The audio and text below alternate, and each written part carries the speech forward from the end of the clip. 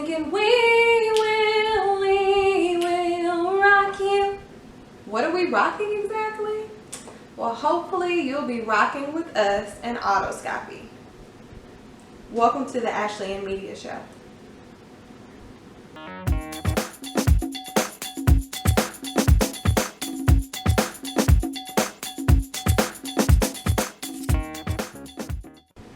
So today I want to talk about a couple of things. Welcome, welcome, welcome. The first thing is I had an awesome interview yesterday that's very inspirational, but also covers different topics in Autoscopy. I even read a short excerpt from the beginning of the book when Leilani is discovering her new surroundings after being catapulted into the past. If you are not aware of the synopsis of the book or the general summarization, you can check out any of the videos on this channel, and I'll also be uploading the video because I think it's something that's very informative, very uplifting. So, second thing I want to talk about, so Autoscopy is officially launching next Friday, May 22nd. So I am super excited about that. I have a couple of things in the works, one with a local newspaper. I did the interview yesterday, which went over splendidly, and I've contacted the Autoscopy influencers from different industries that have agreed to be a vital part of our marketing strategy, so I'm super excited about that as well. And thirdly, something new that I just informed people of today on my Facebook. And if you ever want to follow my Facebook, it's actually Ashley in Media. That's my business page. And then Ashley Silver, if you want to add me as well. If you are creative, I will accept you.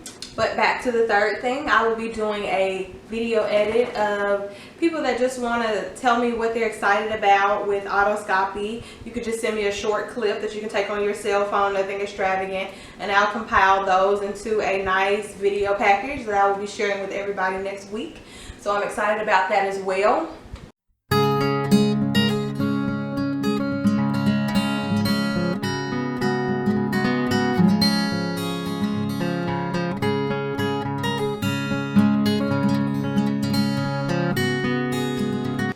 So I covered purpose last week. This week I wanted to cover covert depression. Now this video isn't going to be at all as lengthy as the purpose discussion, just because purpose is the central theme of Autoscopy.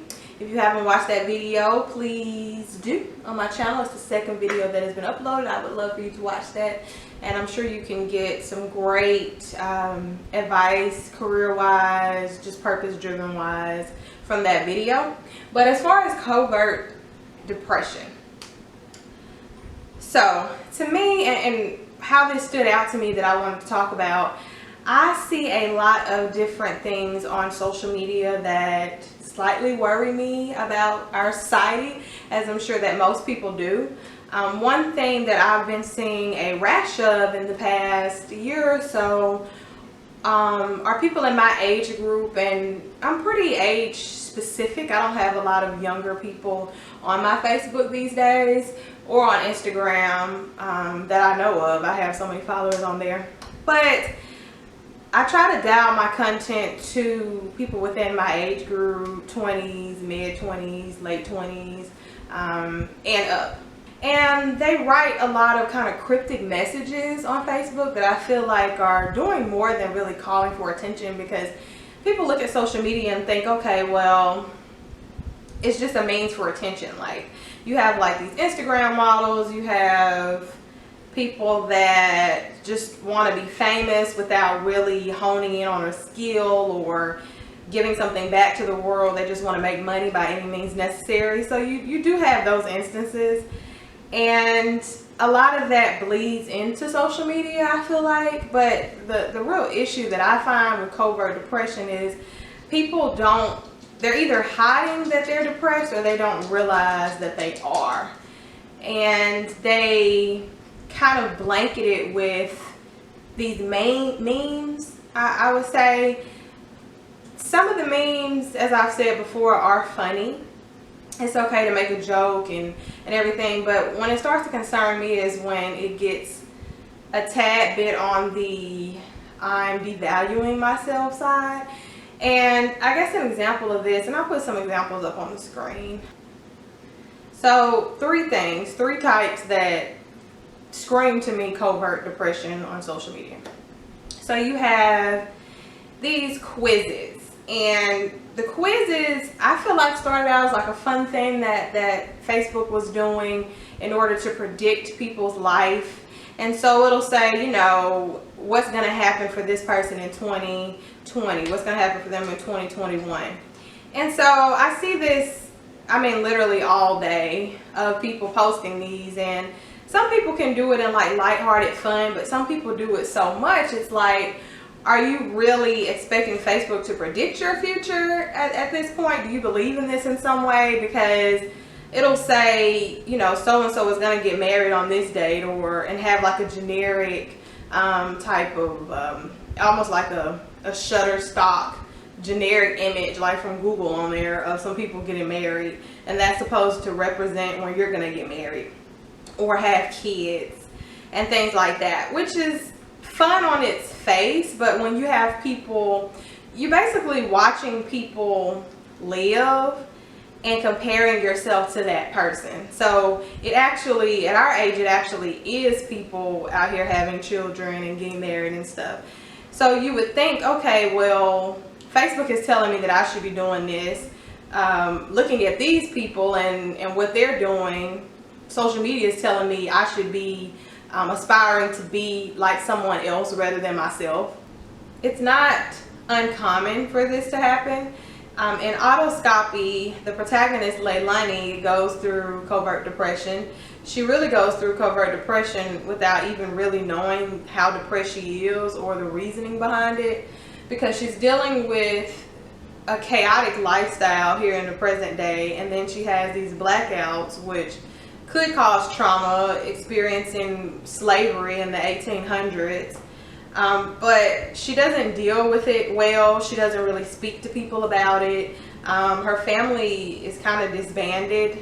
Without telling too much of the book, it's disbanded. So she doesn't really have anyone close to talk to about things like that. And even when people get close, something usually happens and that person doesn't stay around. So by the time she gets old enough in her 20s to really kind of try to take charge of what's happening to her and get in front of it and understand why it's happening, and goes and seeks help for that, the help that she thought she was finding isn't even accurate. And she's so frustrated and isolated and so devalued and not thinking that she really has a purpose in life that she does eventually try to commit suicide. And I think that's from a buildup of that covert depression, where she's hiding the depression from people that she sees really every day. And then it's a combination of that and then her not knowing until she reaches a breaking point how mentally incapacitated she has become.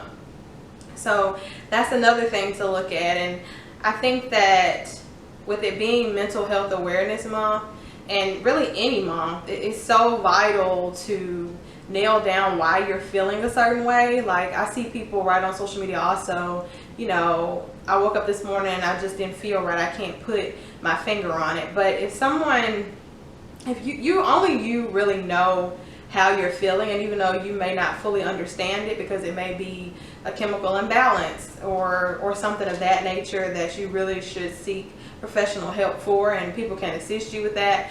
One thing you do know is when something is off, and if you can pinpoint what that is and talk it out with somebody, whether, you know, it's professionally or somebody that's close to you, or if you're married, your spouse, because you don't really want to be hiding something emotionally from them, because it basically makes them think that, you know, you don't feel comfortable sharing this with me, when that may totally not be the case. You just may not know how to share it.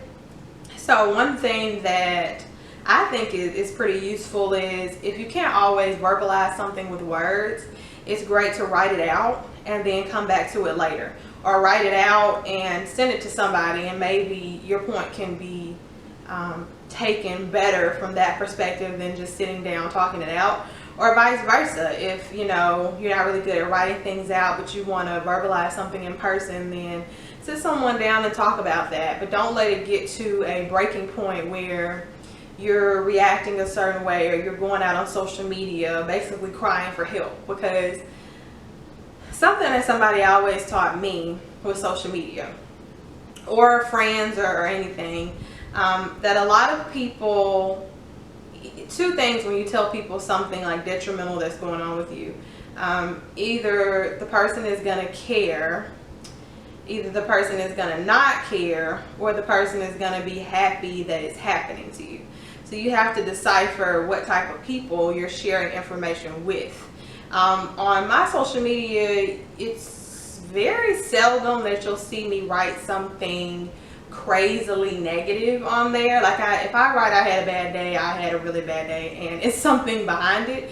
And I even try to stray away from writing that on there because it's already so much negativity being put out with different things that are happening now that are chaotic, that are 10 times worse than anything that I would be experiencing. And just flooding the digital world with all of this noise that's not positive.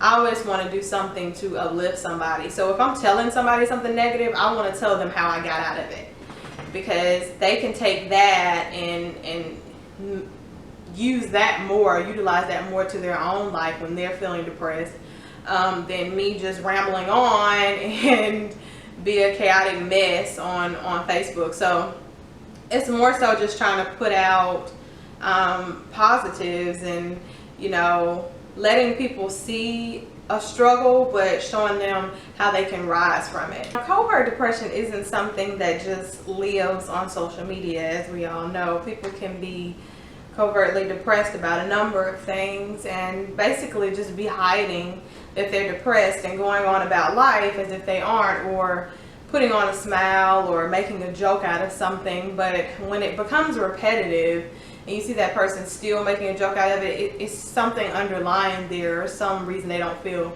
good enough about themselves, or they don't feel comfortable telling somebody that they are depressed, which I've seen a lot.